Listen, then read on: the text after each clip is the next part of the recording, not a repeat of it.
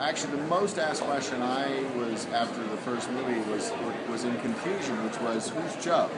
Brought in the original Joe idea for Bruce Willis to come in and bridge the gap between the old G.I. Joe, the 12-inch Joe, with the comic book G.I. Joe, with the cartoon G.I. Joe. So all the different worlds of Joe come together.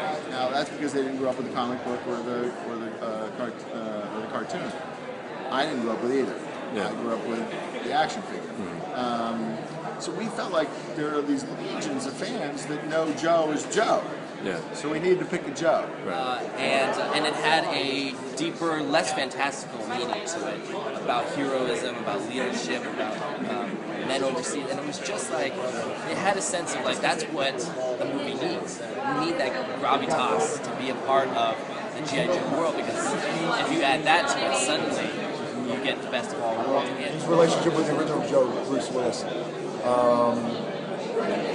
isn't necessarily a strong relationship at first, but it grows into a very strong relationship. And they're very familiar with each other, obviously. Roadblock is more familiar with Joe. Joe's aware of who Roadblock is, and they come together at the right time when the audiences want them to come together. The audiences need them to come together. And I had a hell of a lot of fun shooting with Bruce.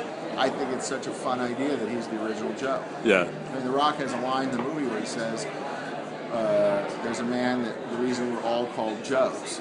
And then you go meet Bruce Willis. That's pretty cool. With Joe Colton and Bruce Willis coming and playing that original iconic Joe, it comes full circle. Now, J. Joe, Bruce Willis bitch. And it gets to bridge all together. When you have the new action hero, Dwayne "The Rock" Johnson with Bruce Willis, it just makes sense. And then you throw in some ninjas.